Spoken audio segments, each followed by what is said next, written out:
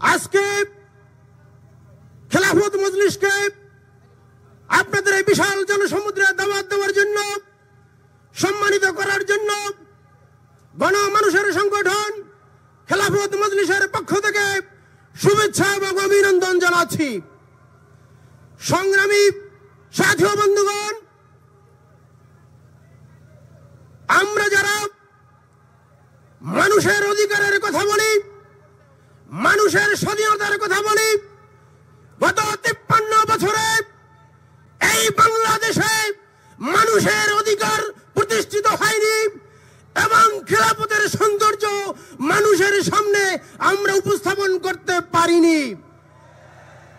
আজকে আল্লাহ তাআলা আমাদের সামনে সুযোগ করে দিয়েছেন সমস্ত ইসলামী শক্তিকে ঐক্যবদ্ধ হয়ে খেলাফতের সৌন্দর্য মানুষের সামনে উপস্থাপন করতে হবে। এই সুযোগ ইসলামী শক্তি যদি কাজে লাগাতে না পারে, জাতির কাঠগড়ায় আমাদের সকলকে দাঁড়াতে হবে। আমি খেলাফত মজলিসের পক্ষ থেকে আপনাদেরকে অভিনন্দন জানাই, বাংলাদেশ জামাত ইসলামের প্রতি শুভেচ্ছা এবং অভিনন্দন জানাই।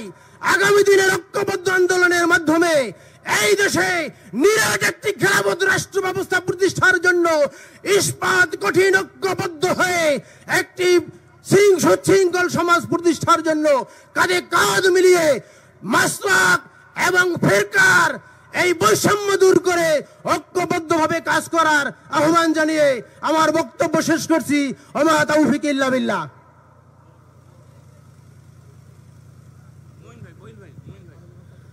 সংগ্রামী জনতা, এ পর্যায়ে আমাদের সামনে বক্তব্য রাখবেন নারায়ণগঞ্জের মাটি ও মানুষের নেতা, সংগ্রামী জনতা, বাংলাদেশ জামাত ইসলামের কেন্দ্রীয় কর্ম পরিষদ সদস্য জনাব মাওলানা মাইনুদ্দিন আহমদ।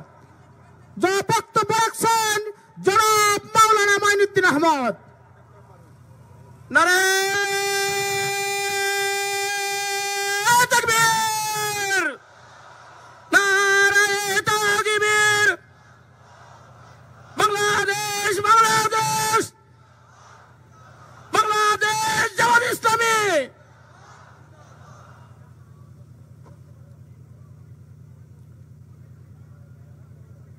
আউযু বিল্লাহি মিনাশ শাইতানির রাজিম।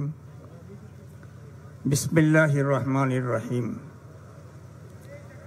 ওয়াতাসিমু বিহাবলিল্লাহি জামিআ ওয়ালা তাফাররাকু।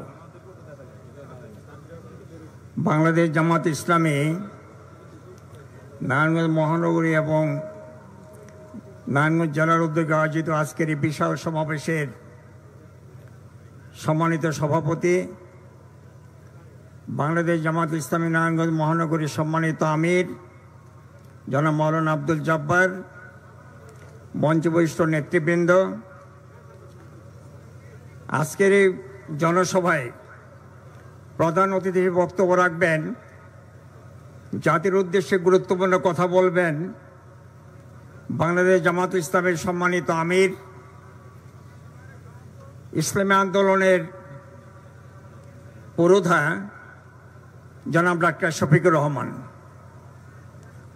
সমবেত উপস্থিতি, আসসালামু আলাইকুম রহমতুল্লাহ বারাকাতুহু। নেতৃবৃন্দ গুরুত্বপূর্ণ কথা বলবেন। আমি সংক্ষেপে আমাদের নারায়ণগঞ্জের কয়েকটি বিষয়ে সংক্ষেপে আপনার দৃষ্টি আকর্ষণ করতে চাচ্ছি। আপনারা সবাই জানেন এই নারায়ণগঞ্জ থেকে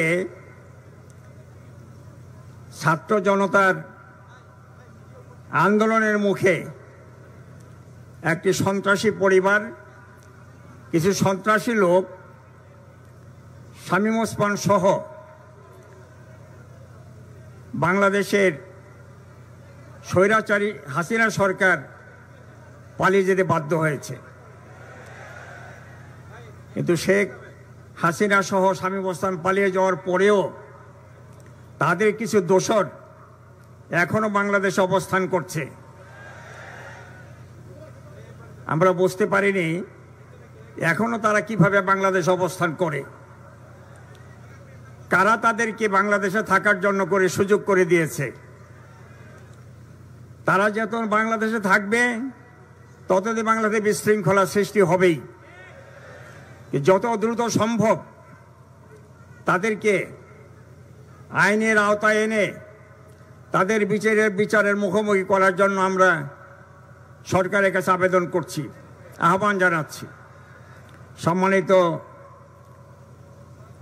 নারায়ণগঞ্জবাসী, আপনারা জানেন এতগুলো বছর যারা সরকার পরিচালনা করেছে তারা উন্নয়নের নামে সারা বছর শুধু লুটপাট চুরি ডাকাতিই করেছে। দেশের সকল টাকা পয়সা লুটপাট করে চুরি ডাকাতি করে বিদেশে পাচার করে দিয়ে তারা এখন বিদেশে গিয়া বিলাসবহুল জীবনযাপন করছে। আর বাংলাদেশে নারায়ণগঞ্জ উন্নয়নের নামে লুটপাট ছাড়া আর কিছুই তারা করেনি। নারায়ণগঞ্জে কোনো একটি মেডিকেল কলেজ করেনি, নারায়ণগঞ্জে কোনো রাস্তাঘাটের কোনো সংস্কার করেনি, নারায়ণগঞ্জের হকারদের পুনর্বাসন কোনো ব্যবস্থা করেনি, নারায়ণগঞ্জের মানুষের জন্য কোনো কল্যাণমূলক কাজ করেনি। শীতলক্ষা নদীর পানিকে ব্যবহারের অনুপযোগী করে ফেলেছে। তারপরেও তারা অনেক বড় বড় লম্বা লম্বা কথা বলে দেশের মানুষকে বিভ্রান্ত করার চেষ্টা করেছে। আজকে দেশের মানুষ বুঝতে পেরেছে যে তাদেরকে আর কোনোদিন বাংলাদেশে ফিরে আসতে দেওয়া হবে না, ফিরে আসতে দেওয়া যাবে না। বাংলাদেশের মানুষ আর তাদেরকে কখনোই এদেশের জন্য করে অবস্থান করা ফিরে আসার সুযোগ করে দেবে না। বাংলাদেশের মানুষ এই বাংলাদেশের উন্নয়নের জন্য, নারায়ণগঞ্জের উন্নয়নের জন্য এখন থেকে আমরা সকলে মিলে ঐক্যবদ্ধভাবে একটা সুন্দর নারায়ণগঞ্জ এবং একটা বাসযোগ্য নারায়ণগঞ্জ গড়ে তোলার জন্য আমরা সর্বতই চেষ্টা করবো ইনশাআল্লাহ। আল্লাহ তা আমাদের সবাইকে যতদিন বেঁচে থাকবো আমরা রাসূলের দেখানো পদ্ধতিতে আল্লাহ তাআলার সকল হুকুম হাকাম, সকল আদেশ নিষেধ মেনে চলে একটা নূতন বাংলাদেশ, সমৃদ্ধ বাংলাদেশ, একটা নূতন নারায়ণগঞ্জ, সমৃদ্ধ নারায়ণগঞ্জ গড়ে তোলার তৌফিক দান করুন। ওমা তৌফিক ইল্লা বিল্লাহ। আসসালামু আলাইকুম ওয়া রাহমাতুল্লাহি ওয়া বারাকাতুহু। সংগ্রামী জনতা, এ পর্যায়ে আমাদের সামনে বক্তব্য রাখবেন আজকের জনসভার সম্মানিত বিশেষ অতিথি, বাংলাদেশ জামায়াত ইসলামীর নির্বাহী পরিষদের সদস্য জননেতা জনাব মোবারক হোসেন। জননেতা জনাব মোবারক হোসেন। নারায়ে তাকবীর, নারায়ে তাকবীর। বাংলাদেশ জামাত ইসলামী। আসসালামু আলাইকুম। বিসমিল্লাহির রহমানির রহিম। আলহামদুলিল্লাহি রাব্বিল আলামিন ওয়াসসালাতু ওয়াসসালামু আলা সাইয়্যিদিল মুরসালিন ওয়া আলা আলিহি ওয়া সাহবিহি আজমাইন। বাংলাদেশ জামাত ইসলামী নারায়ণগঞ্জ মহানগরী এবং জেলা কর্তৃক আয়োজিত আজকের এই ঐতিহাসিক সম্মেলনের সম্মানিত সভাপতি, বাংলাদেশ জামাত ইসলামীর কেন্দ্রীয় কর্মপরিষদ সদস্য জননেতা জনাব আব্দুল জব্বার, বিশেষ অতিথি হিসাবে উপস্থিত আছেন নির্বাহী পরিষদের অন্যতম সদস্য ঢাকা মহানগরী দক্ষিণের সম্মানিত আমির জনাব নুরুল ইসলাম বুলবুল, উপস্থিত আছেন নির্বাহী পরিষদের অন্যতম সদস্য ঢাকা অঞ্চলের অঞ্চল পরিচালক জনাব সাইফুল আলম খান মিলন, উপস্থিত আছেন বাংলাদেশ জামাত ইসলামী সহকারী সেক্রেটারি জেনারেল মাওলানা আব্দুল হালিম সহ মঞ্চে উপবিষ্ট সম্মানিত নেতৃবৃন্দ, উপস্থিত জনতা, আসসালামু আলাইকুম ওয়া রাহমাতুল্লাহি ওয়া বারাকাতুহু। বক্তব্য আমিরে জামাত রাখবেন, বক্তব্য বিশেষ অতিথিবৃন্দ রাখবেন। আমি শুধু স্মৃতিচারণ করছি, সন্ত্রাসের এই জনপদ নারায়ণগঞ্জ জেলা ছিল এককালে, এবং এই সময়ে প্রায় শোনা যেত খেলা হবে। খেলা কার সাথে হবে? এখন প্লেয়ার তো খুঁজে পাওয়া যাচ্ছে না। রাতের আধারে এই খেলোয়াড় পালিয়ে চলে গিয়েছেন বাংলাদেশ থেকে। আরেকবার পালিয়েছিলেন তিনি যখন ঘোষণা দিয়েছিলেন ডিসিএসপির সামনে, ডিসি সাহেব আমার নামে অগ্রিম একটা হত্যা মামলা লিখে রাখেন, আমি গোলাম আজমকে হত্যা করব। সাইনবোর্ড ঝুলিয়ে দিয়েছিলেন। প্রশ্ন রাখতে চাই, তিনি আজ কোথায়? আরেকবার পালিয়েছিলেন, পরে যখন ফেরত আসলেন, ওনাকে যখন পালানোর কথা বলা হয়েছিল, বোরকা পরে আপনি পালিয়েছিলেন। তিনি দম্ভক্তি করে বলেছিলেন শামীম ওসমান পালায় না। সম্মানিত জনপদ, এই সন্ত্রাসের জনপদকে বাংলাদেশ জামাত ইসলামী একটি সুন্দর একটি জনপদ তৈরি করতে চায়।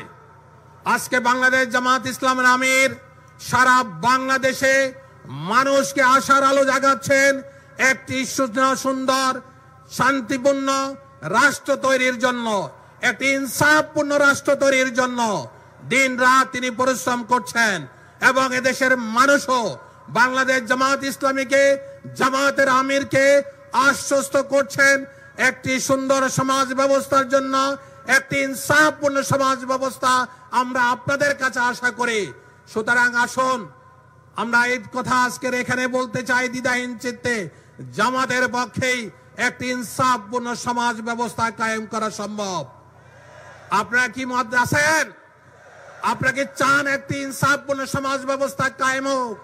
দুহাত তুলে দেখান এই জাতিকে আপনারা। সম্মানিত ভাইয়েরা, আমির জামাত একটু পরে স্টেজে উঠবেন, তিনি বক্তব্য রাখবেন।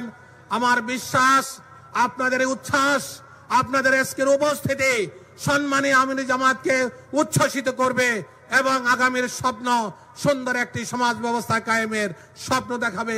এই আহ্বান জানিয়ে আমি আমার বক্তব্য শেষ করছি। আসসালামু আলাইকুম ওয়া রাহমাতুল্লাহি ওয়া বারাকাতুহু।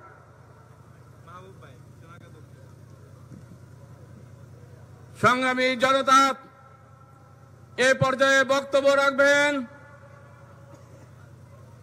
দক্ষিণ পূর্ব এশিয়ার বৃহৎ ছাত্র সংগঠন শহীদি কাফেলা বাংলাদেশ ইসলামী ছাত্র শিবিরের সাবেক কেন্দ্রীয় সভাপতি, বাংলাদেশ জামাত ইসলামীর কেন্দ্রীয় নির্বাহী পরিষদের অন্যতম সদস্য, ঢাকা মহানগরী দক্ষিণের সংগ্রামী আমির জননেতা নুরুল ইসলাম বুলবুল।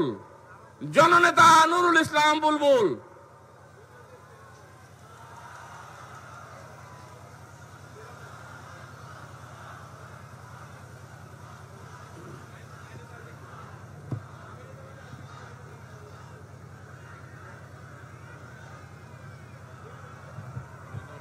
বিসমিল্লাহির রহমানির রহিম। বাংলাদেশ জামাত ইসলামী নারায়ণগঞ্জ মহানগরী এবং জেলার যৌথ উদ্যোগে আয়োজিত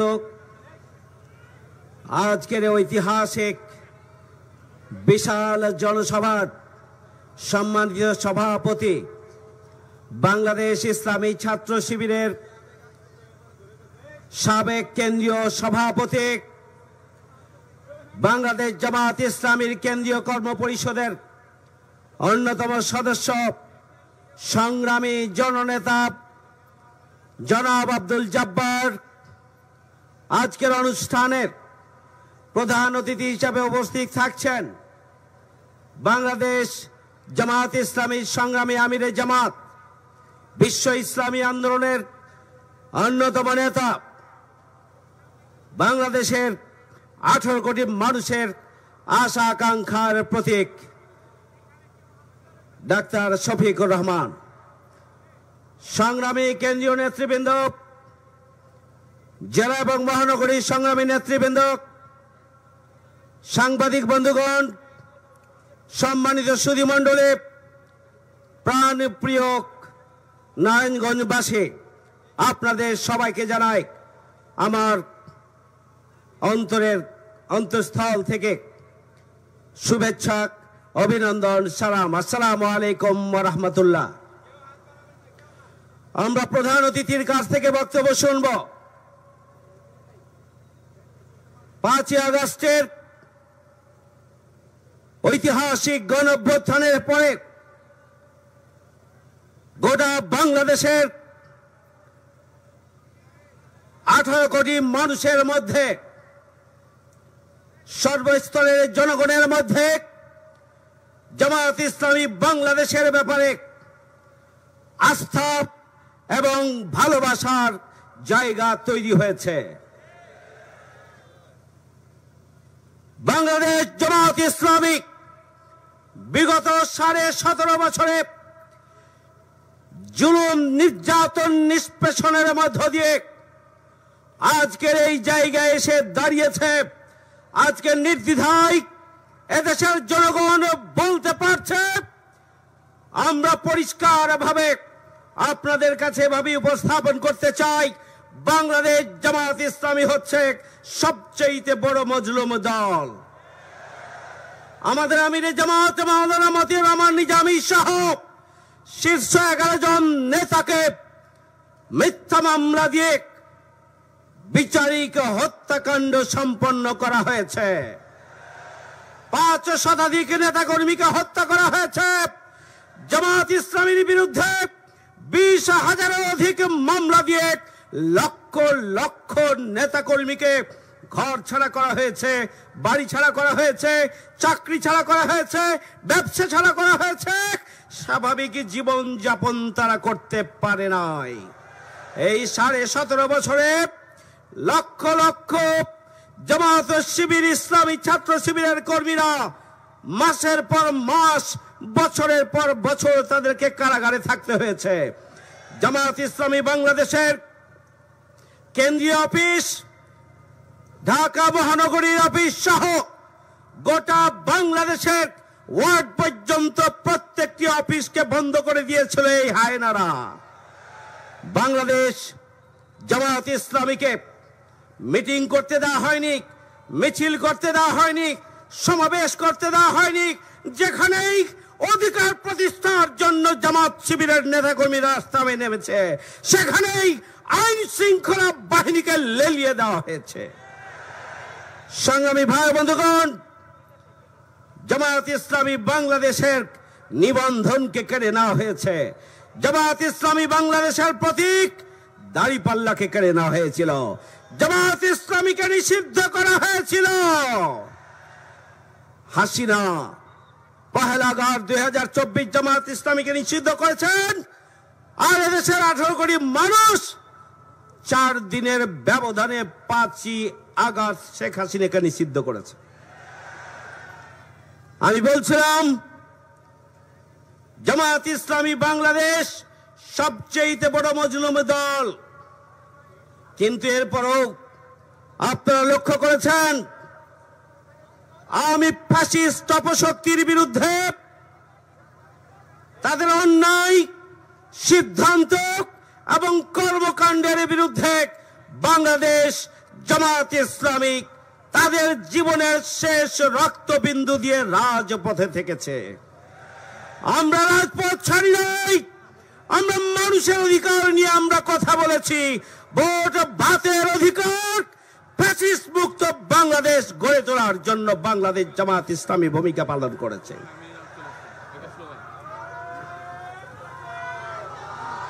আমিরে জামাতের আগমন, স্বাগতম, শুভেচ্ছা স্বাগতম। আমিরে জামাতের আগমন, নারায়ণগঞ্জের পক্ষ থেকে লাল গোলাপ শুভেচ্ছা, লাল গোলাপ শুভেচ্ছা।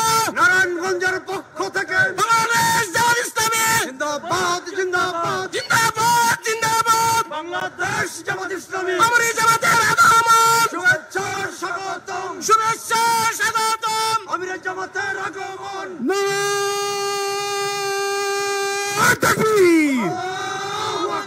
শফিক ভাইয়ের আগমন, শুভেচ্ছা স্বাগতম, নারায়ণগঞ্জবাসীর পক্ষ থেকে লাল গোলাপ শুভেচ্ছা, লাউ লাউ লাউ সালাম। ভাইয়ের পক্ষ থেকে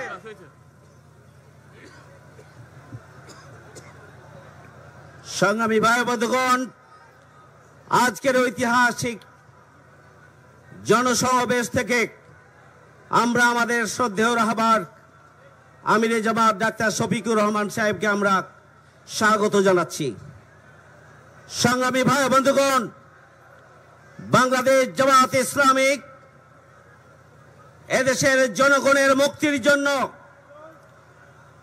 ফ্যাসিস্ট অপশক্তির হাত থেকে দেশ এবং জাতিকে রক্ষার জন্য আপসহীন ভূমিকা পালন করে চলেছে। এদেশের জনগণের কাছে এটি পরিষ্কার হয়েছে জামাতের নেতৃবৃন্দ এবং কর্মীরা জীবন দিতে পারে, কিন্তু জামাত ইসলামীকে কিনে নেওয়া যায় না।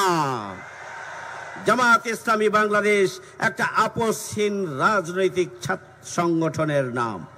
সংগ্রামী বন্ধুরা আমার, বাংলাদেশকে আধিপত্যবাদী শক্তি তাদের করায়ত্ত করার জন্য বহু চক্রান্ত এবং ষড়যন্ত্র করেছে।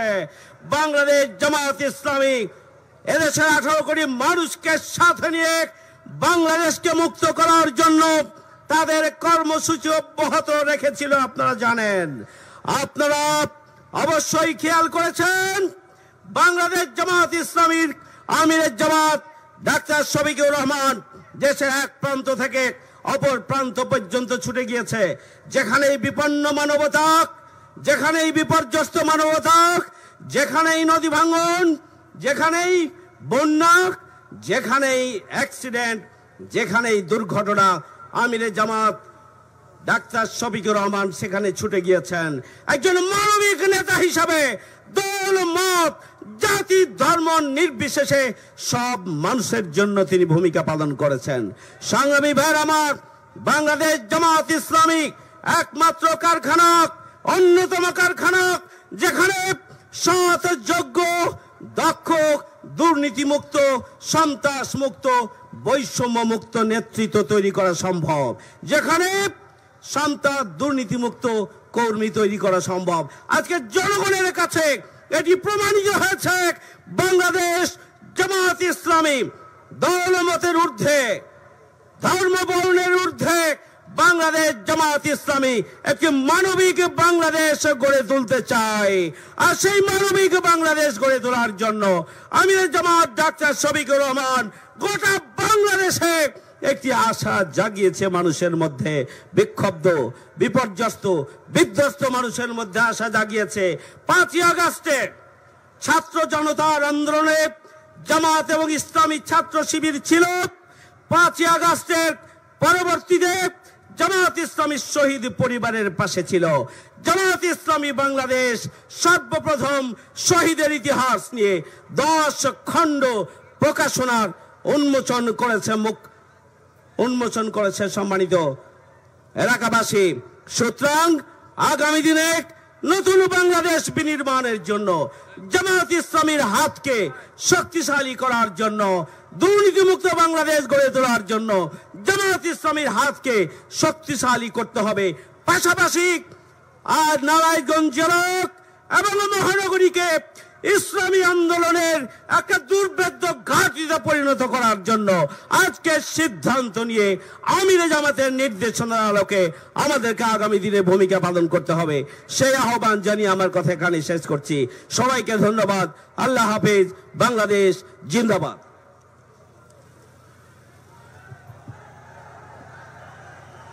সংগ্রামের উপস্থিতি, এখন আমাদের সামনে বক্তব্য রাখবেন আজকের এই জনসভার সম্মানিত বিশেষ অতিথি, বাংলাদেশ জামাত ইসলামীর নির্বাহী পরিষদ সদস্য, শহীদ কাফেলা বাংলাদেশ ইসলামী ছাত্র শিবিরের সাবেক কেন্দ্রীয় সভাপতি, ঢাকা অঞ্চল দক্ষিণের সম্মানিত পরিচালক জননেতা জনাব সাইফুল আলম খান মিলন। বক্তব্য রাখছেন জননেতা জনাব সাইফুল আলম খান মিলন। নারায়ে তাকবীর, আল্লাহু আকবার। বিপ্লব, বিপ্লব, ইসলামী বিপ্লব।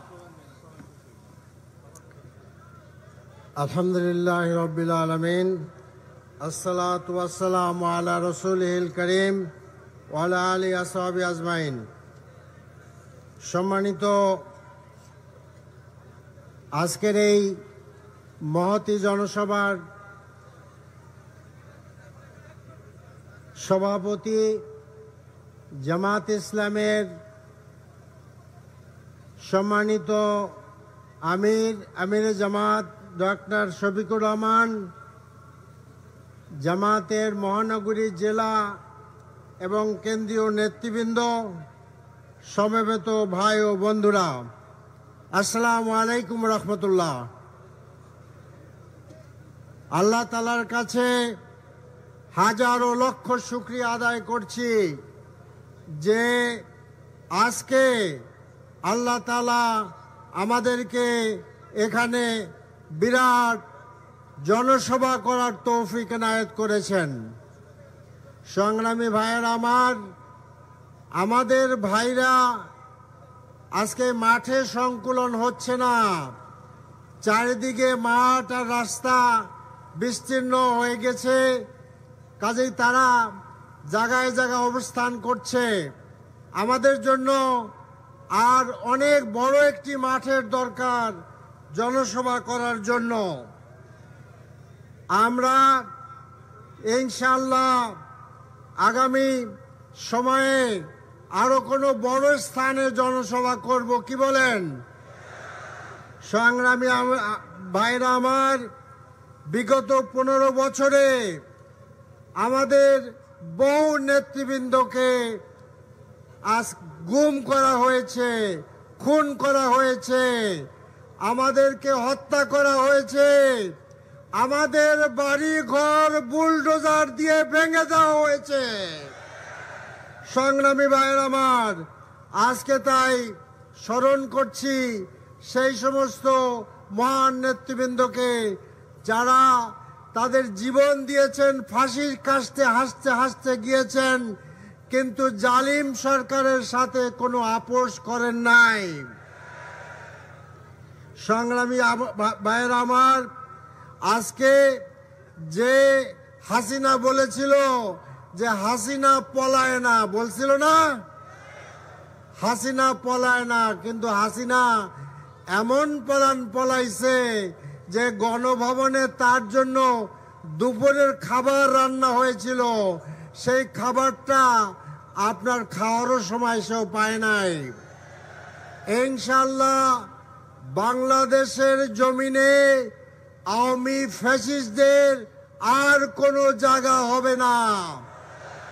বাংলাদেশে আপনারা আসতে পারেন, আসতে হবে কাঠগড়ায় দাঁড়ানোর জন্য। বাংলাদেশের বিচারকরা এই হত্যা, জুলুম, গুম, খুনের বিচার করে আপনাদেরকে ফাঁসির কাস্তে ঝুলাবে ইনশাআল্লাহ। আজকে আমরা দাবি জানাতে চাই যে এই আন্দোলনে যারা শাহাদত বরণ করেছেন তাদের উপযুক্ত মর্যাদা দেওয়া হোক, জাতীয় স্বীকৃতি দেওয়া হোক এবং প্রত্যেক পরিবারকে উল্লেখযোগ্য পরিমাণ সহযোগিতা করা হোক। যে কথা একজন উপদেষ্টা বলেছেন যে শহীদদের সাহায্য পৌঁছানো যাচ্ছে না আমলাতান্ত্রিক জটিলতার কারণে, আমরা বলি এটা আমলাতান্ত্রিক জটিলতা না, এইটা হলো আমলাতান্ত্রিক অসহযোগিতা। কারণ বাংলাদেশের এখনো বিভিন্ন পরতে আওয়ামী আমলারা বসে আছে, ইমিডিয়েটলি তাদেরকে অপসারণ করুন। যারা আহত হয়েছেন তাদের দেশে বিদেশে সুচিকিৎসার ব্যবস্থা করতে হবে। আজ জাতি স্বৈরাচার মুক্ত, আমরা বুক ভরে নিঃশ্বাস নিতে পারছি। এতদিন আমরা জেনেছি যে হাসিনা বলেছে আমি বাপ হারিয়েছি, মা হারিয়েছি, ভাই হারিয়েছি, আমার স্বজনরা সব চলে গিয়েছে, আমার আর চাওয়ার কাওয়ার কিছুই নাই, জনগণের সেবা করাই হলো আমার একমাত্র কাজ। আর আমরা এখন দেখতে পাচ্ছি যতই দিন যাচ্ছে প্রতিদিনই খবর বেরোচ্ছে যে হাসিনা এইটা লুট করছে, ওইটা লুট করেছে, এইটা লুট করে ওইটা লুট করে দেশের সমস্ত সম্পদ আজকে বিদেশে নিয়ে গিয়েছে। শুধুই তাই নয়, হাসিনার ভাগ্নি সে ইতিমধ্যে তার ব্রিটেনে মন্ত্রিত্ব গেছে দুর্নীতি করার জন্য। এই পরিবাররা একদিকে ফ্যাসিস্ট, এই পরিবাররা পারে বাকশাল জন্ম দিতে, এই পরিবাররা পারে লুট করতে, এই পরিবার পারে ব্যাংক লুট ধ্বংস করতে, এই পরিবারভাবে বিচার ধ্বংস করতে। এরা বাংলাদেশের দুশ্মন, এদেরকে আর কোনোদিন বাংলাদেশে আসতে দেওয়া যাবে না। এবং আরেকটি কথা আমাদের জরুরি, যে এই আপনাদের বিচারের পরে বাংলাদেশে জরুরি সংস্কারের প্রয়োজন। আমরা যদি সংস্কার না করি তাহলে শুধুমাত্র একটি নির্বাচন করার জন্যই এত লোক জীবন দেয় নাই। কাজেই বাংলাদেশে অর্থবহ প্রয়োজনীয় এসেনশিয়াল সংস্কার করতে হবে। আমাদের সংস্কার করার পরেই একটি নির্বাচন দিতে হবে। কাজে সংস্কারবিহীন নির্বাচন আমরা চাই না। এবং যারা এদেশে হত্যা করলো, গুম খুন করলো, তাদের বিচার করতে হবে। এবং আমাদের যে সমস্ত সম্পদ লুট করে বিদেশে নিয়ে যাওয়া হয়েছে, তাদেরকে সেই সমস্ত সম্পদ দেশে ফেরত আনতে হবে। মজার ব্যাপার হলো যে আমরা সম্পদ কাকে দিয়ে আনবো, কিভাবে আনবো, এই পর্যালোচনা করতে সময় ব্যয় করছি।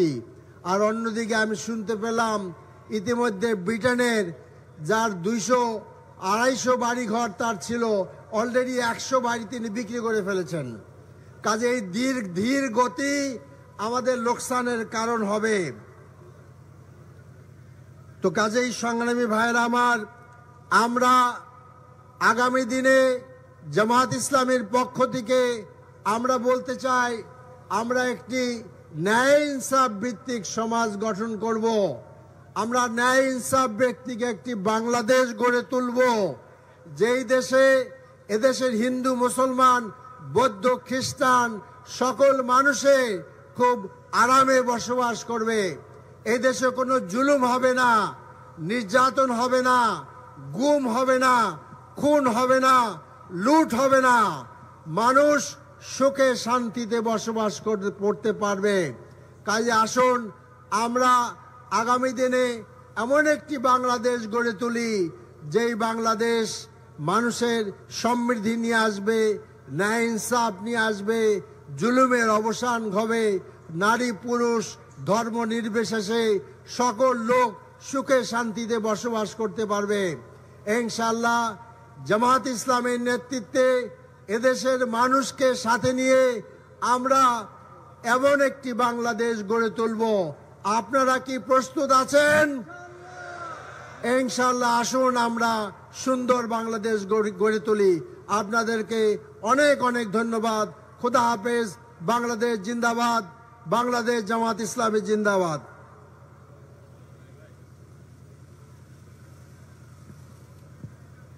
সংগ্রামী জনতা, এখন আমাদের সামনে বক্তব্য রাখবেন আজকের জনসভার সম্মানিত বিশেষ অতিথি, বাংলাদেশ জামাত ইসলামীর নির্বাহী পরিষদ সদস্য, শহীদ কাফেলা বাংলাদেশ ইসলামী ছাত্র শিবিরের সাবেক সেক্রেটারি জেনারেল জননেতা জনাব মাওলানা আব্দুল হালিম। বক্তব্য রাখছেন জননেতা জনাব মাওলানা আব্দুল হালিম।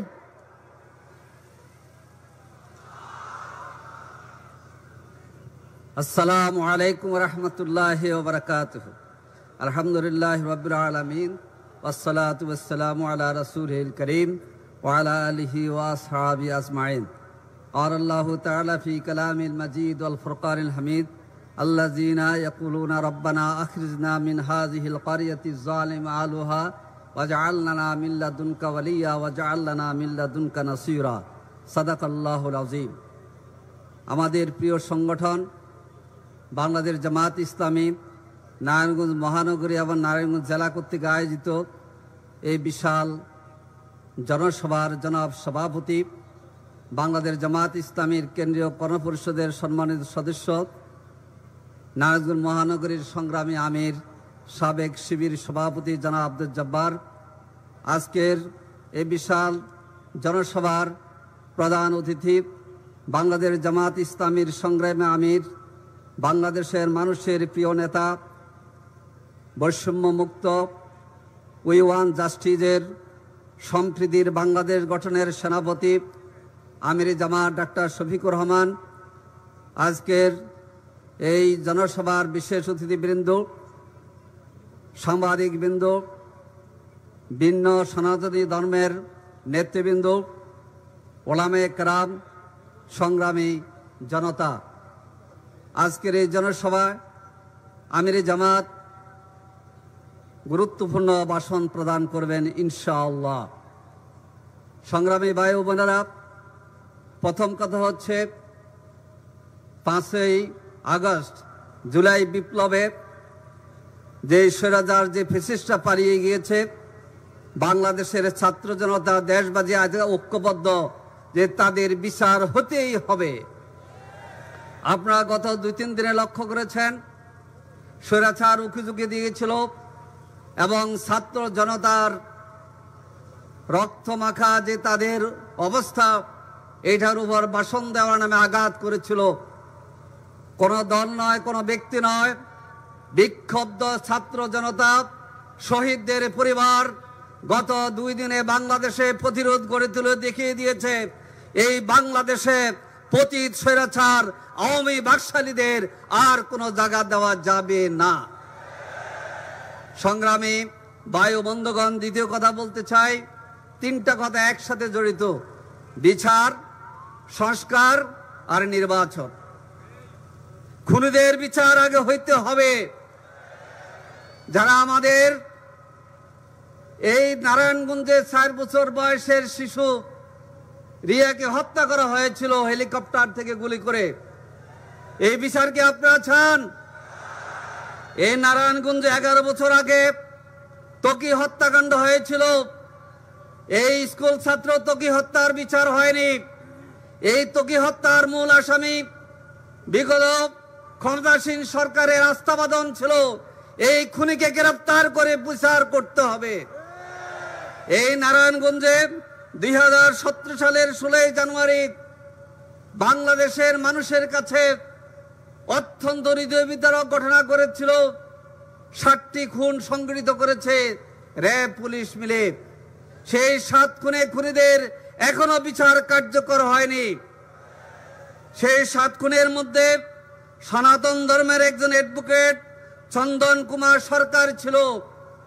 আমরা এই 7 খুনের যে বিচার হয়েছে, যেটা এখন হাইকোর্টের সুপ্রিম কোর্টে আছে, এই বিচার নিশ্চিত করার জন্য বর্তমান সরকারের প্রতি দাবি জানাচ্ছি। সংগ্রামী ভাই ও বন্ধুগণ, বিচার সংস্কার হইতে হবে। কারণ এই সংস্কার না করার কারণে 2014 সালে ভোটারবিহীন নির্বাচন হয়েছিল, 2018 সালে নির্বাচন হয়েছিল বিরোধী দল ছাড়া, বিরোধী দল সহ নির্বাচন হয়েছিল। সেই নির্বাচন হলো নিশিরাত্রের নির্বাচন। 2024 সালে নির্বাচন হয়েছিল দামি নির্বাচন। আমরা সংস্কার ছাড়া এই ধরনের কোনো বাজে নির্বাচন এই দেশের জনগণ চায় না।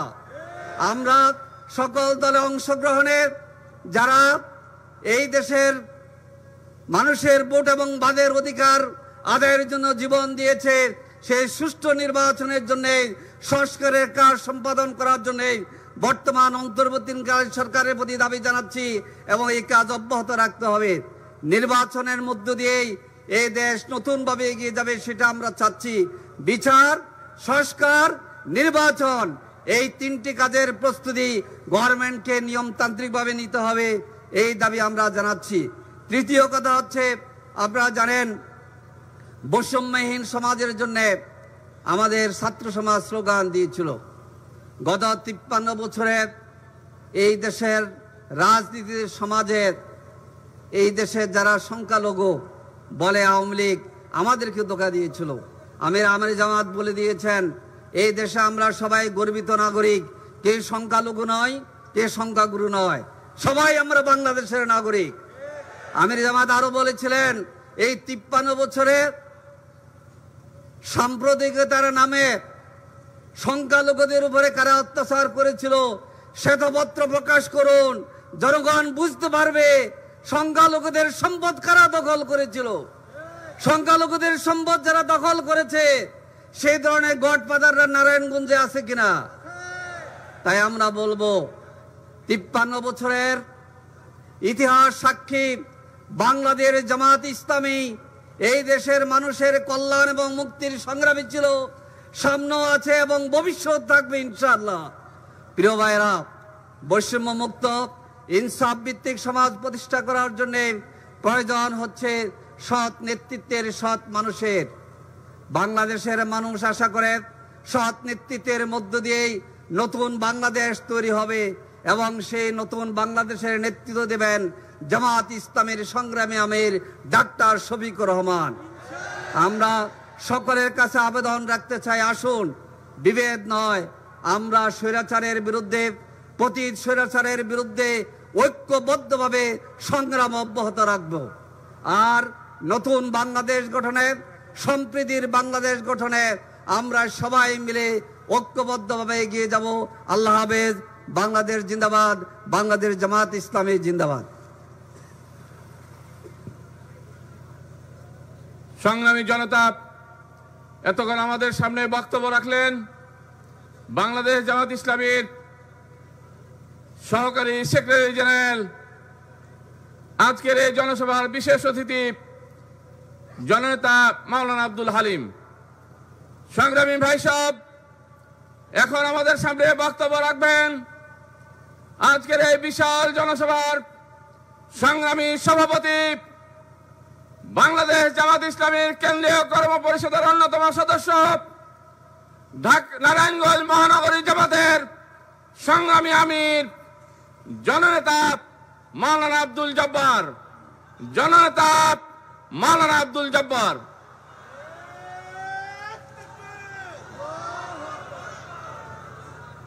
আসসালামু আলাইকুম রহমতুল্লাহি ওয়া বারাকাতুহু। বাংলাদেশ জামাত ইসলামী নারায়ণগঞ্জ মহানগরী ও জেলা শাখার উদ্যোগে আয়োজিত আজকের এই ঐতিহাসিক বিশাল জনসভায় উপস্থিত সম্মানিত প্রধান অতিথি, বিশ্ব ইসলামী আন্দোলনের অন্যতম নেতা, মজলুম জননেতা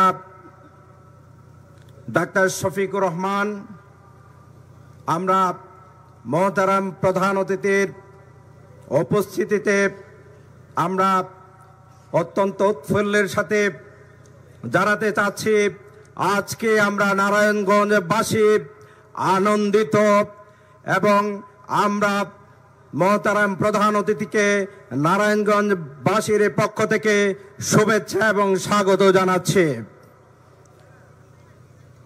উপস্থিত কেন্দ্রীয় জেলা মহানগরীর সম্মানিত নেতৃবৃন্দ, সাংবাদিক বন্ধুগণ, উপস্থিত সম্মানিত সুধীমণ্ডলী,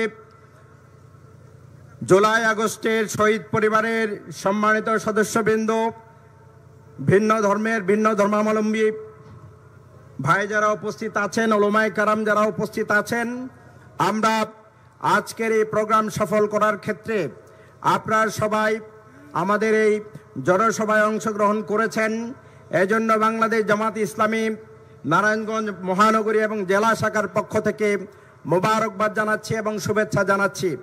প্রধান অতিথি গুরুত্বপূর্ণ বক্তব্য রাখবেন। আমি আজকে নারায়ণগঞ্জের বিভিন্ন প্রান্ত থেকে, এলাকা থেকে আগত সম্মানিত নারায়ণগঞ্জবাসীর উদ্দেশ্যে বলতে চাই, আমরা জুলাই আগস্টের হত্যাকাণ্ডের সাথে জড়িত আওয়ামী লীগের খুনি দোসর শামীম ওসমান, সেলিম ওসমান সহ চিহ্নিত কাউকে এখনো আমরা গ্রেপ্তার করতে দেখি নাই। অবিলম্বে তাদেরকে গ্রেপ্তার করতে হবে এবং বিচারের মুখোমুখি করতে হবে। 7 খুনের সাথে যারা জড়িত, এদের মধ্যে অনেকে এখনো পর্যন্ত গ্রেপ্তার হয়নি, তাদেরকে অবিলম্বে গ্রেপ্তার করতে হবে এবং ঘোষিত রায় অবিলম্বে বাস্তবায়ন করতে হবে।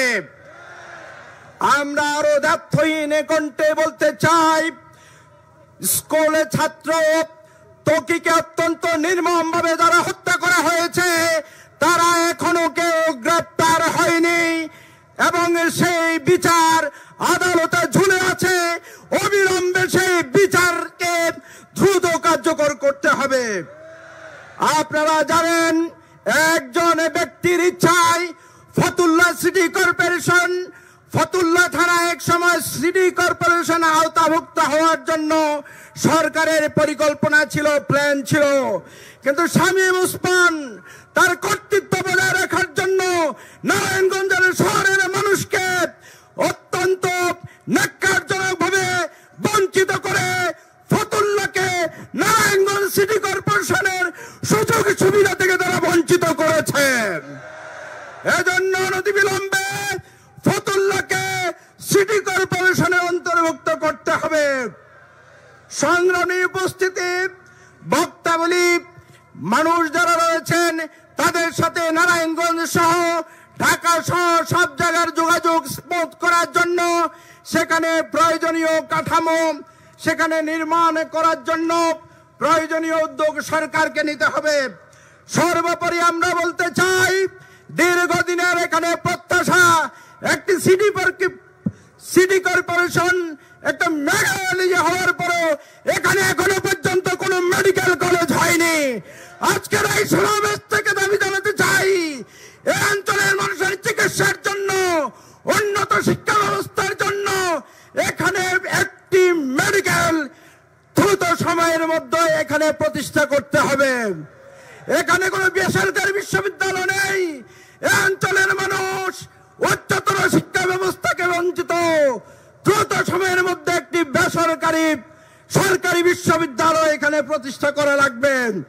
আরো অনেক বেশি আমাদের দাবি আছে। সম্মানিত ভাইরা, অত্যন্ত দৃঢ়তার সাথে বলতে চাই, ইতিপূর্বে আমাদের এই অঞ্চলে যারা নেতা হিসেবে নির্বাচিত হয়েছিলেন, যারা আমাদের উপরে শোষণ করেছেন, নির্যাতন করেছেন, জুলুম করেছেন, রাতের দিনের ভোট রাতে দিয়ে তারা আমাদের উপর নেতা হিসেবে ডেকে বসেছিল। আজকে এই সমাবেশ সিদ্ধান্ত নিতে হবে, নারায়ণগঞ্জে আর কোন ভোট ডাকাতির মাধ্যমে কোন জুলুমবাজ, কোন ডাকাত, কোন সন্ত্রাসী আর নেতা হিসেবে আমরা দেখতে চাই না। আগামী দিনে একটি নিরাপদ নারায়ণগঞ্জ, আগামী দিনে নারায়ণগঞ্জকে একটি ন্যায় ইনসাফের ভিত্তিতে সমাজ ব্যবস্থা প্রতিষ্ঠার জন্য জামাতে ইসলামের সর্বস্তরের সুধী শুভাকাঙ্ক্ষী জনশক্তি সবাই ঐক্যবদ্ধভাবে আমরা কাজ করব এই প্রত্যাশা রেখে, এবং আজকের এই সমাবেশকে সফল করার জন্য সবাইকে ধন্যবাদ জানিয়ে আবারও আমরা প্রধান অতিথি সহ অন্যান্য নেতৃবৃন্দকে শুভেচ্ছা স্বাগত জানিয়ে আমি আমার কথা শেষ করছি। আসসালামু আলাইকুম ওয়া রাহমাতুল্লাহি ওয়া বারাকাতুহু। সংগ্রামে উপস্থিতি, এ পর্যায়ে গুরুত্বপূর্ণ বক্তব্য রাখবেন আজকের অনুষ্ঠানের, আজকের জনসভার সংগ্রামী প্রধান অতিথি, বিশ্ব ইসলামী আন্দোলনের অন্যতম নেতা, বাংলাদেশের আগামী দিনের ইনসাফপূর্ণ একটি রাষ্ট্র প্রতিষ্ঠার অনন্য স্বপ্নদ্রষ্টা আমিরে জামাত ডাক্তার শফিকুর রহমান। এ পর্যায়ে বক্তব্য রাখছেন আমিরে জামাত ডাক্তার শফিকুর রহমান। নারায়ে তাকবীর, নারায়ে তাকবীর, আল কোরআনের আলো ঘরে ঘরে জ্বালো।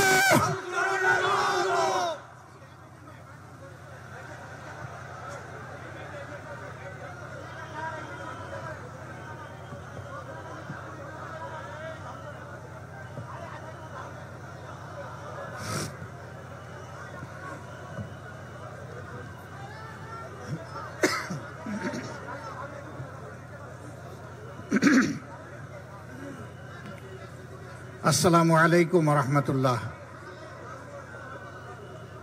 যে বন্ধুরা স্লোগান দিচ্ছেন, মেহরবানি করে স্লোগান বন্ধ করুন। আমি আবার সালাম দিচ্ছি, আসসালামু আলাইকুম রহমতুল্লাহ। কেমন আছেন আপনারা সবাই? প্রিয় নারায়ণগঞ্জবাসী, যুগ যুগ ধরে আপনারা বড় কষ্টে আছেন। নারায়ণগঞ্জকে সন্ত্রাসের রাজধানী বানিয়ে রাখা হয়েছিল। নারায়ণগঞ্জ ঐতিহ্যবাহী উসমানী পৌর স্টেডিয়ামে আয়োজিত আজকের এই বিশাল জনসভার সম্মানিত সভাপতি, বাংলাদেশ জামাতে ইসলামী নারায়ণগঞ্জ মহানগরী শাখার সম্মানিত আমির জনাব আব্দুল জব্বার, মঞ্চে বসা সম্মানিত বিশেষ অতিথিবৃন্দ, বিভিন্ন শ্রেণী পেশা এবং ধর্মের সম্মানিত ব্যক্তিবর্গ, শহীদ পরিবারের সম্মানিত সদস্যবৃন্দ, আহত সহযোদ্ধাবৃন্দ, প্রিয় নারায়ণগঞ্জবাসী, সাংবাদিক বন্ধুগণ, আমি আল্লাহ তাবারক ওয়া তাআলার শুকরিয়া আদায় করছি যে রাব্বুল ইজ্জত মুক্ত পরিবেশে আজকে আপনাদের সামনে আমাকে এখানে হাজির হওয়ার তৌফিক দান করেছেন। আলহামদুলিল্লাহ। প্রিয় নারায়ণগঞ্জবাসী, আপনাদের স্মরণ আছে আমার আরো অনেক আগে বাংলাদেশ জামাতে ইসলামীর একজন আমির ছিলেন, এই নারায়ণগঞ্জের গডফাদার খ্যাত একজন দুর্দর্শ লোক মহাসড়কের পাশে 72 ফুট লম্বা একটা ব্যানার টানিয়ে রেখেছিলেন। উনি সেই ব্যানারে লিখেছিলেন, অমুকের প্রবেশ নারায়ণগঞ্জে নিষিদ্ধ। আরেক ধাপ এগিয়ে তিনি জেলা প্রশাসক এবং জেলার পুলিশ সুপারের উপস্থিতিতে একটা সভায় বলে রেখেছিলেন, ডিসিএসপি সাহেব, আমার নামে খুনের একটি অগ্রিম মামলা দায়ের করে রাখেন। আমি অধ্যাপক গোলাম আজমকে খুন করতে চাই। আলহামদুলিল্লাহ, স্বৈরাচারী সরকারের জুলুমের শিকার হয়ে কারাগারে তিনি থাকা অবস্থায় দুনিয়া থেকে বিদায় নিয়েছেন, কিন্তু গডফাদারের সুযোগ হয় নাই সরাসরি তাকে খুন করার। এই অধ্যাপক গোলাম আজম সাহেবকেই তিনি নিষিদ্ধ ঘোষণা করেছিলেন নারায়ণগঞ্জের মাটিতে। যে ভাই নিষিদ্ধ ঘোষণা করেছিলেন, আজকে তিনি কোথায়? তিনি কি নারায়ণগঞ্জে আছেন? অহংকার ভালো জিনিস নয়। গর্ব অহংকার করতে নাই, দাম্ভিকতা দেখাতে নাই, ক্ষমতার জোরে ছড়ি ঘুরাতে নাই, মানুষকে খুন করতে নাই, সন্ত্রাসকে প্রশ্রয় দিতে নাই, সন্ত্রাসীদেরকে লালন করতে নাই। এই কাজগুলো যারা করেন, দুনিয়ায় তারা তাদের করুণ পরিণতির একটা অংশ ভোগ করেন এবং আখিরাতে আদালতে at the day of final judgment আল্লাহ তাআলা তাদেরকে শুলে চড়াবেন সেদিন। সেই শুলটা বাংলাদেশের বিভিন্ন দেশের বিদ্যমান শুলের মতো নয়, সেটা আগুনের মহাকুণ্ড। আল্লাহকে ভয় করুন, দাম্ভিকতা অহংকার পরিহার করুন, তওবা করুন, আগে মানুষ হন, তারপরে মুমিন হন। আমরা কোনোদিন বলি নাই যে আল্লাহর মেহেরবানিতে কি এইখানে লোকদের একটু কষ্ট হচ্ছে, যারা মিডিয়ার ভাই তারা সামনে আছেন এই জন্য, তাই না? এইখানে আবার লাল পট্টি মাথায় বেঁধে কেউ কেউ হুকুম দিচ্ছেন পিছন থেকে বসে যান। না, কেউ বসবে না এখানে। তারা তাদের পেশাগত দায়িত্ব পালন করবে, ধৈর্য ধরে ইনশাল্লাহ আপনারা সহযোগিতা করবেন। তারা তো আপনাদের কথাগুলো জাতির কাছে, বিশ্ববাসীর কাছে পৌঁছাবে। তো এই কাজ না করলে পৌঁছাবে কিভাবে? ইনশাল্লাহ আপনারা ধৈর্য ধরে বসুন, কথা শুনুন, যতটুকু দেখতে পারেন আলহামদুলিল্লাহ। আমার সম্মানিত ভাইয়েরা, বাংলাদেশ আমাদের প্রিয় জনগণের প্রিয় বাংলাদেশ। এই বাংলাদেশে কে কোন ধর্মের, এই প্রশ্ন সম্পূর্ণ অবান্তর। 18 কোটি মানুষের দেশ একটা সাজানো ফুলের বাগান। ফুলের বাগানে এক জাতের গাছ দিয়ে ফুলের বাগান সাজানো হয় না। বাগানের মধ্যে বিভিন্ন জাতের গাছ থাকে। কোনো গাছে ফুল ফুটে, ওই ফুলটা দেখতেও সুন্দর, ঘ্রাণও তার চমৎকার। আবার কোনো বাগানে ফুল ফুটে কিন্তু ঘ্রাণটা অত চমৎকার না। আবার কোনো গাছের তার বৈশিষ্ট্য হলো ফুলও ফুটে না, ফুল যেটু ফুটে না, ফুলের কোনো ঘ্রাণও নাই, কিন্তু তার পাতাটা চমৎকার, এর নাম পাতাবাহার। এই 3 জাতের গাছ নিয়েই তো ফুলের বাগান। সুতরাং বাংলাদেশটা একটা ফুলের বাগান। আল্লাহ তাআলা যাদেরকে এখানে পয়দা করেছেন মিলেমিশে তারা হবে এই বাগানের অধিবাসী। অতএব বাংলাদেশে যারা জন্মগ্রহণ করেছেন তিনি যে ধর্মেরই হন না কেন তিনি এই দেশের একজন গর্বিত নাগরিক। বাংলাদেশের সংবিধান সকলকে সমান অধিকার দিয়েছে, সাংবিধানিক অধিকার। কিন্তু আশ্চর্যের বিষয়, কষ্টের বিষয়, 54টা বছর এই জাতিকে বিভিন্নভাবে ভাগ বিভক্ত টুকরা টুকরা করে রাখা হয়েছিল। এই কাজটা সুকৌশলে আওয়ামী লীগ করেছিল। তারা প্রথমে এই পার্বত্য এলাকার লোকদেরকে উস্কায়ে দিল। নেতা বললেন বাংলাদেশে যারা বসবাস করে তাদের সকলের একমাত্র পরিচয় তারা বাঙালি, এখানে যারা থাকবেন বাঙালি হয়ে থাকতে হবে। পার্বত্য চট্টগ্রাম তার এই কথায় প্রতিবাদে গর্জন করলো, অস্থির হয়ে উঠল যে আমরা বাঙালি নই, আমরা পাহাড়ি। তিনি একটা বিভক্তি প্রথমেই টেনে দিলেন। সেই যে পার্বত্য চট্টগ্রাম অশান্ত হলো, আজ পর্যন্ত আর শান্তি ফিরে আসে নাই। শান্তি বাহিনী নামে একটা বাহিনী গঠন হলো, তাদের হাতে 10,000 সামরিক কর্মকর্তা এবং আমাদের সৈনিক নিহত হলো, সাধারণ মানুষ নিহত হলো। এমনকি তারা নিজেদের মাঝে আবার বিভিন্ন গ্রুপে বিভক্ত হয়ে নিজেরা নিজেদেরকে খুন করলো। সেই যে খুন ঝরা শুরু হলো, সেই খুন ঝরাটা এখনো অব্যাহত থাকে। তারপরে তারা কি বললেন? বললেন যে বাংলাদেশ 2 ভাগে বিভক্ত, স্বাধীনতার পক্ষে এক দল, বিপক্ষে আরেক দল। এখানে জাতিকে আরেকবার ভাগ করা হলো। স্বাধীনতা যুদ্ধে যার যে ভূমিকা ছিল মানুষ এটার সাক্ষী। কিন্তু দেশটা স্বাধীন হওয়ার পরে কেউ কি জনসভা করে, রাস্তায় নেমে মিছিল করে, পত্রিকায় বিবৃতি দিয়ে অথবা কোনো জায়গায় একটা বক্তব্য রেখে বলেছে যে আমরা বাংলাদেশের স্বাধীনতা মানি না? এমন কোনো দলের নাম আপনারা জানেন? এমন কোনো দল নাই।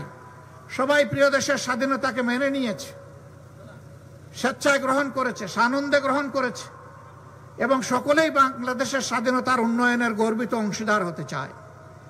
কিন্তু যখন আপনি 2 ভাগে ভাগ করে টুকরা টুকরা করে সমাজে হিংসার চাষ করবেন, প্রতিহিংসার সংস্কৃতি যখন আপনি গড়ে তুলবেন, তখন তো এই জাতি আর ঐক্যবদ্ধ হতে পারবে না। এবং একটা বিভক্ত জাতি কখনো বিশ্বে মর্যাদার সাথে মাথা তুলে দাঁড়াতে পারে না।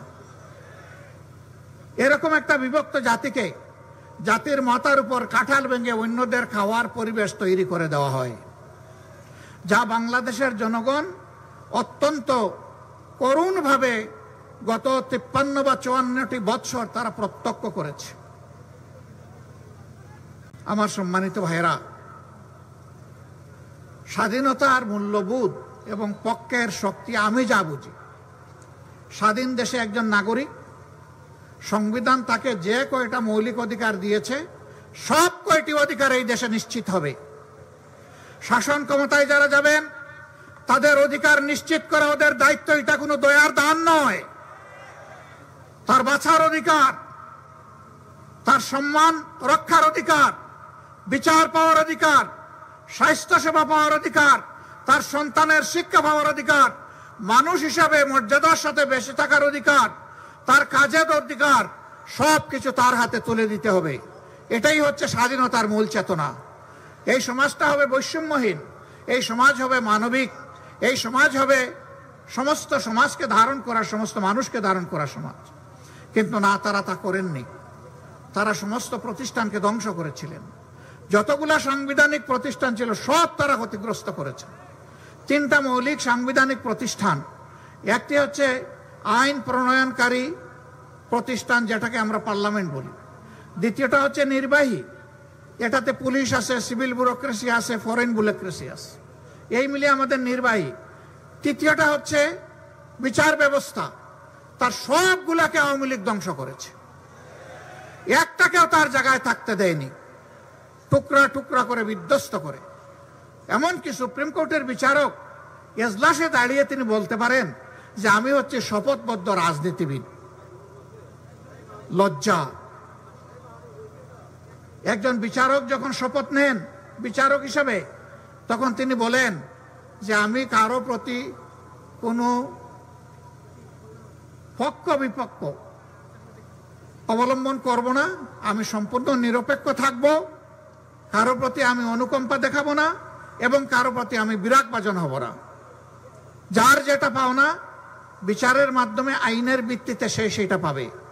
কিন্তু বিচারক যখন বলে আমি শপথবদ্ধ রাজনীতিবিদ, আমি অমুক দলকে অন্তরে ধারণ করি, তার পক্ষে কি আর সুবিচার বাংলাদেশের মানুষকে দেওয়া সম্ভব? হ্যাঁ, সেই বিচারকদের কেউ কেউ এদেশের নন্দিত গর্বিত মানুষগুলোকে ফাঁসির রায় দেওয়ার পরে টকশোতে গিয়ে বলতেন অমুককে আজকে ফাঁসি দিয়ে এসেছি, সাইদি সাহেবকে ফাঁসি দিয়ে এসেছি, মৌলানা নিজামীকে ফাঁসি দিয়ে এসেছি, আলী হাসান মুজাহিদকে ফাঁসি দিয়ে এসেছি, নাম ধরে ধরে বলতেন। তিনি একজন বিচারপতি, তিনি টকশোতে যাবেন কেন? তার তো রাজ্য হলো বিচারাঙ্গন, এর বাইরে তো তার কোনো বিচরণ হওয়ার কথা না। তিনি যদি রাজনীতি করতে চান তাহলে বিচারকের আসনে রিজাইন করে আসা উচিত। সেই রাজনীতিবিদদেরকে আমরা দেখলাম, বিচারক রাজনীতিবিদ, এই গত 5 তারিখের পরে তারা পালিয়ে গিয়ে অন্য দেশে আশ্রয় নিতে লাগলেন। তারা সিলেট সীমান্ত দিয়ে পার হওয়ার জন্য গিয়েছিলেন, কপাল মন্দ, তারা যেতে পারেন নাই, জনতার জালে তারা আটকা পড়ে গেছে।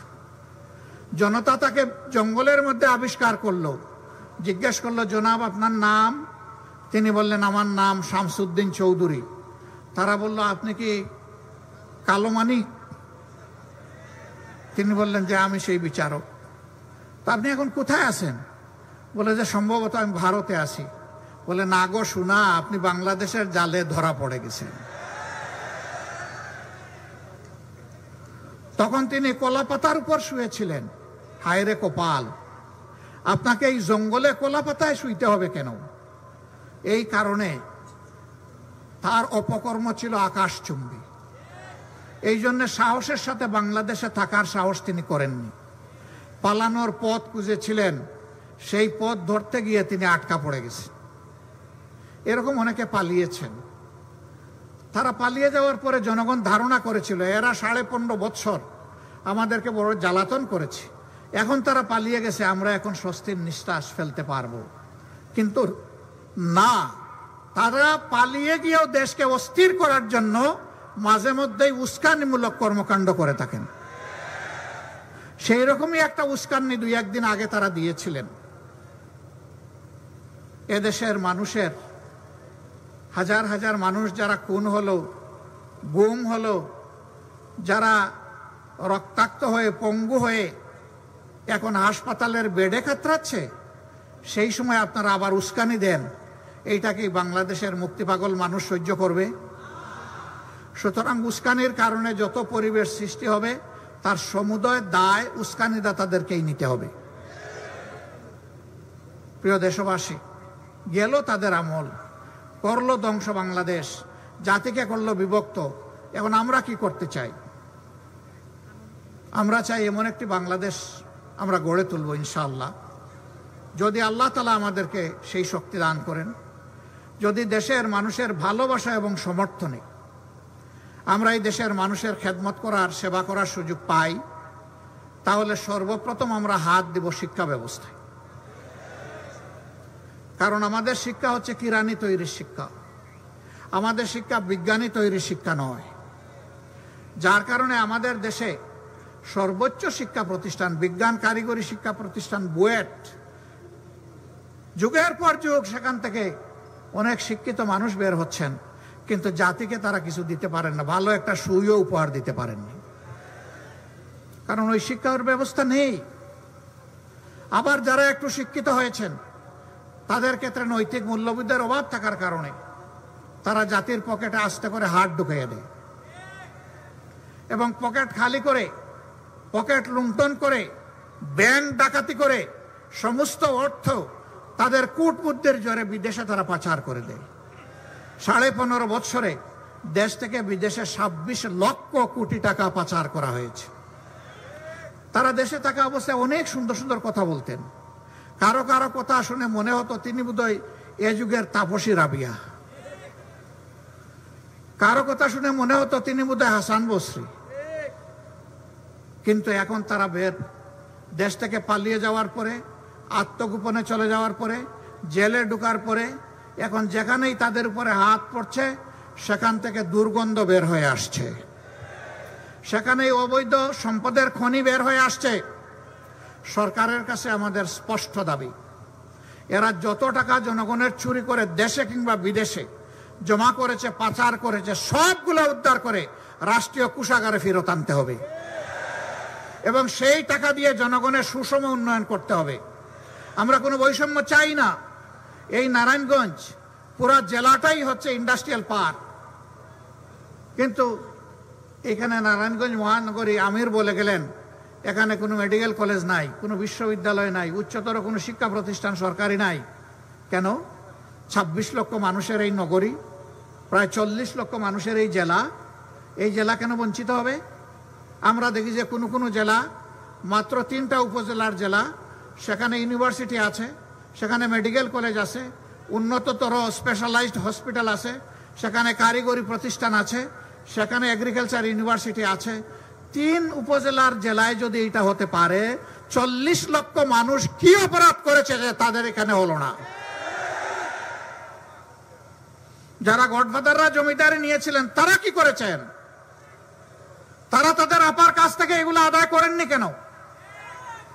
কারণ তাদের ধান্দাবাজি ছিল জমিদারি টিকিয়ে রাখা, মানুষের উপর সন্ত্রাস করা এবং চাঁদাবাজি, লুণ্ঠন, দখলদারি চালিয়ে যাওয়া। তারা জনগণকে নিয়ে তাদের কোনো কর্মসূচি ছিল না, পরিকল্পনা ছিল না। সম্মানিত ভাইয়েরা, এটা শুধু নারায়ণগঞ্জের দুর্ভাগ্য নয়, এটা সারা দেশের দুর্ভাগ্য। আমরা ইনশাআল্লাহ এমন শিক্ষা আমাদের সন্তানদেরকে দিব, গরিব ধনী কোনো বাস বিচার হবে না। ধনীর সন্তান তার পিতার টাকায় লেখাপড়া করবে, গরিবের সন্তান সরকারের টাকায় লেখাপড়া করবে। কোনো চিলড্রেন আর পথ শিশু এটা আমরা শুনতে চাই না। এ শিশু এদেশে জন্মগ্রহণ করেছে, একে আমরা মানুষ হিসেবে গড়ে তুলবো ইনশাআল্লাহ। আগামী দিনে আমাদের সন্তানেরা লেখাপড়া করে যখন শিক্ষার পাঠ চুকিয়ে শিক্ষা প্রতিষ্ঠান থেকে বের হবেন, তখন একই সাথে তাদের হাতে যেমন সার্টিফিকেট আসবে, তেমনি তাদের জন্য উপযুক্ত কাজও চলে আসবে ইনশাআল্লাহ। একটা সন্তানকেও আর বেকারত্বের অভিশাপে ভুগতে হবে না। একটা দেশের 3টা ইন্ডাস্ট্রি যখন সমান্তরাল সামনের দিকে এগিয়ে যায় বিশ্ব সভ্যতায়, এই দেশ সোনালী গৌরবের শিখরে পৌঁছে যায়। ফার্স্ট ইন্ডাস্ট্রি হচ্ছে হিউম্যান ইন্ডাস্ট্রি, মানব শিল্প। এর উপরে কোনো শিল্প নাই। দুনিয়ার যত শিল্প আছে সকল শিল্পের আবিষ্কারক হচ্ছে মানুষ, পরিচালক হচ্ছে মানুষ, কর্মকর্তা হচ্ছে মানুষ, শ্রমিক হচ্ছে মানুষ, ক্রেতা হচ্ছে মানুষ।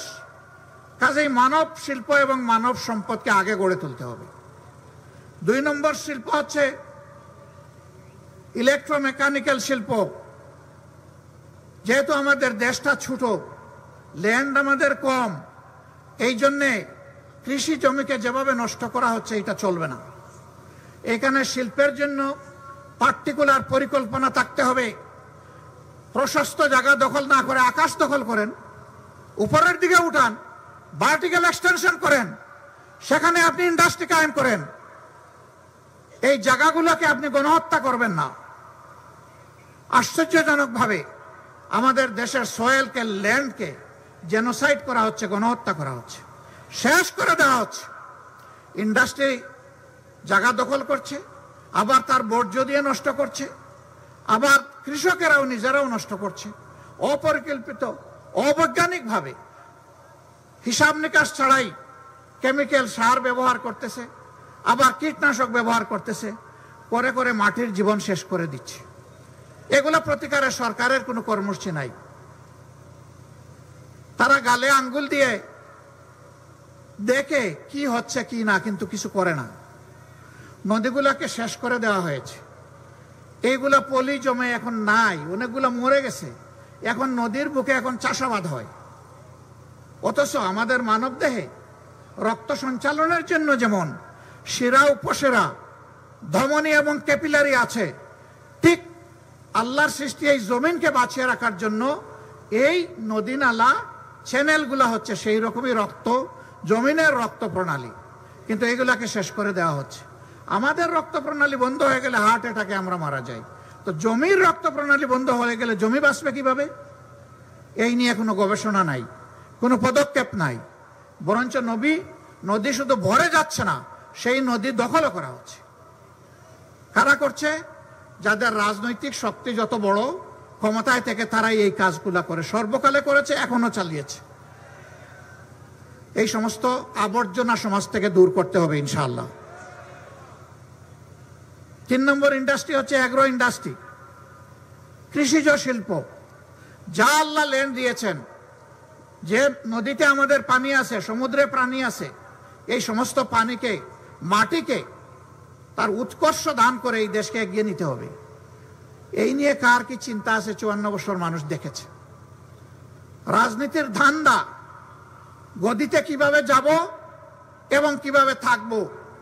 এখন গদিতে আছি, মেরে কুটে অবৈধভাবে কালো টাকা এবং পেশি শক্তির বিনিময়ে আগামীতে কিভাবে আবার ক্ষমতায় আসব, রাজনীতির এইটা ধান্দায় পরিণত হয়েছে। জামাতে ইসলামী এই ধান্দাকে ঘৃণা করে। যারা মানুষকে খরিদ বিক্রির পণ্য মনে করে, আমরা তাদেরকে ঘৃণা করি। আমরা মানুষকে মানুষ হিসাবে সম্মান করতে চাই, ভালোবাসতে চাই। এই সম্মান এবং ভালোবাসার ভিত্তিতে একটা দেশ আমরা গড়ে তুলতে চাই, যেই দেশে আদৌ কোনো বৈষম্য থাকবে না। সম্মানিত ভাইয়েরা, এমন দেশ হবে যেখানে কোনো দুর্নীতি এবং দুঃশাসন থাকবে না। 5 আগস্টের পর বাংলাদেশে আলহামদুলিল্লাহ কোথাও কোনো চাঁদাবাজি এখন আর হয় না, বিশেষ করে এই নারায়ণগঞ্জে হয় না। নারায়ণগঞ্জেও হয়। কোনো দখলদারি, তাও হয়। এখানে আর অফিস আদালতে ঘুষ চলে। তাহলে কেন আমাদের এতগুলা জীবন ঝরলো? এতগুলা মানুষ কেন পঙ্গু হলো? এত রক্তের ফুটায় কেন বাংলাদেশ ভাসলো? আমি বিনয়ের সাথে অনুরোধ করব, আমি দল মত ধর্ম যার যার, কিন্তু বাংলাদেশটা আমাদের সবার। এই অপকর্মে যারাই জড়িত আছেন তাদের কাছে হাত জোড় করে অনুরোধ করতে চাই, মেহেরবানি করে এই অপকর্মগুলা ছেড়ে দেন। আপনারা যদি এই অপকর্ম করেন তাহলে শহীদদের সাথে বিশ্বাসঘাতকতা করা হবে, এই শহীদের রক্তের সাথে অপমান করা হবে। আহত পঙ্গুরা আপনাদেরকে অভিশাপ দেবে, শহীদের ফ্যামিলিরা অভিশাপ দিবে, 18 কোটি মানুষ অভিশাপ দিবে। অপকর্মের জন্য আল্লাহর আরশ থেকে আপনাদের জন্য অভিশাপ আরোপিত হবে। আমরা চাই আপনারা ওই দেশের নাগরিক, মেহেরবানি করে এগুলা ছেড়ে দেন, মানুষকে স্বস্তিতে বাঁচতে দেন।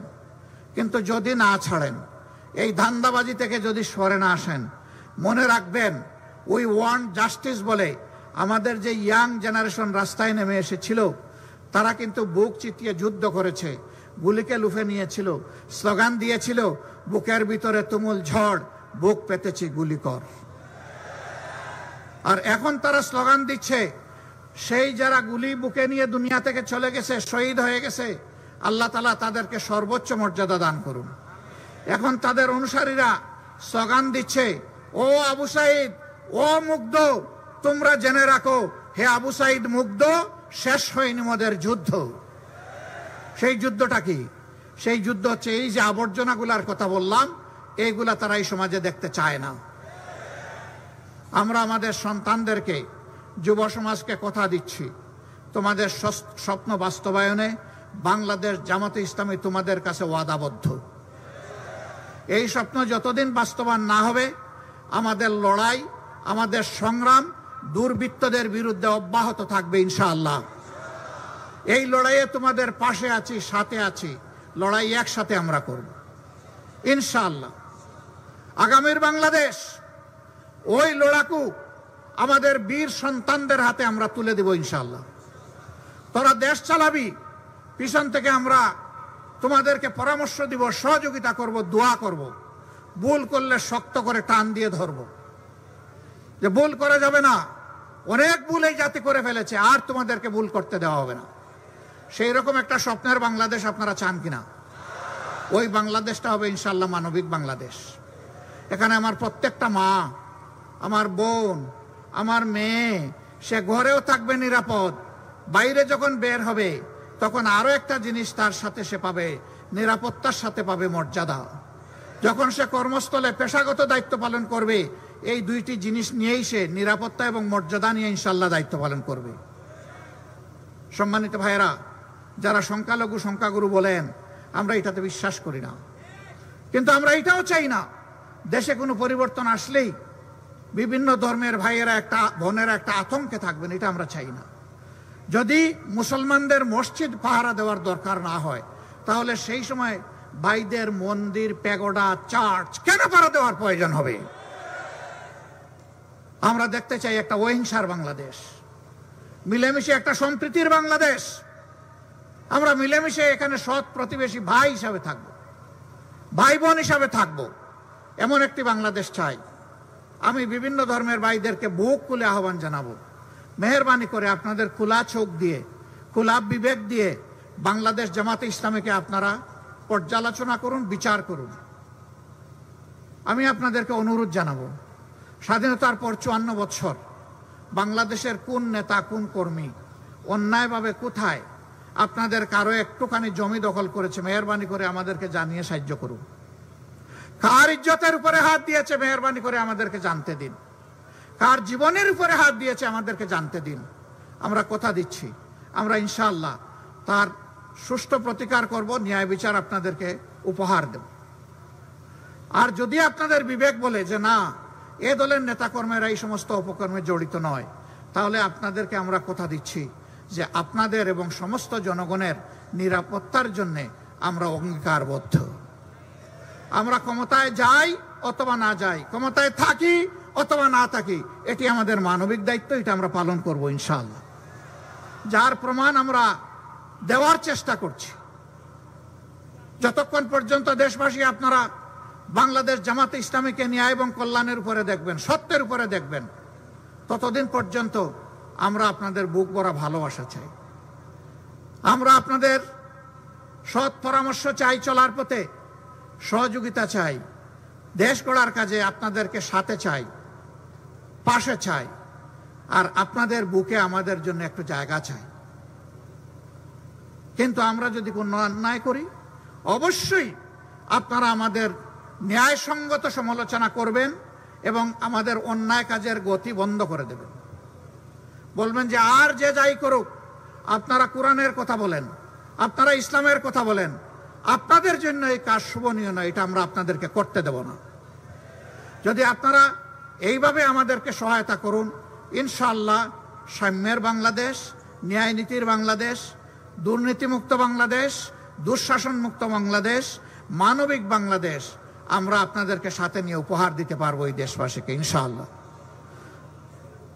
কঠিন রোদের মধ্যে আপনারা বসে আছেন, আমরা ছায়ার তলে, এটা একটা বৈষম্য হয়ে গেল।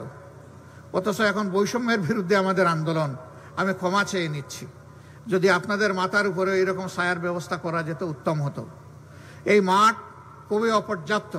আসার সময় দেখলাম, এখানে এসে বুঝলাম মাঠে যে পরিমাণ মানুষ, তার চাইতে 3 গুণ মানুষ বাইরে, কারণ মাঠে ঢোকার কোনো জায়গা নাই। কেন? নারায়ণগঞ্জ গর্বিত একটা জায়গা, এখানে কেন একটা মাঠ থাকবে না যেখানে প্রশস্তভাবে সকল দলমতের মানুষ এসে কথা বলার সুযোগ পাবে? অতীতে কেন হলো না? আমরা আপনাদেরকে কথা দিচ্ছি, আল্লাহ তাআলা যদি এই দেশবাসীর খেদমত করার সুযোগ দেন, যে দাবিগুলো এখানে আজকে উত্থাপন হয়েছে, আমরা আপনাদের সঙ্গত সকল দাবির সাথে একমত। আমি আরেকটা যোগ করে দিলাম যে এখানে একটা বিশাল মাঠেরও প্রয়োজন হবে।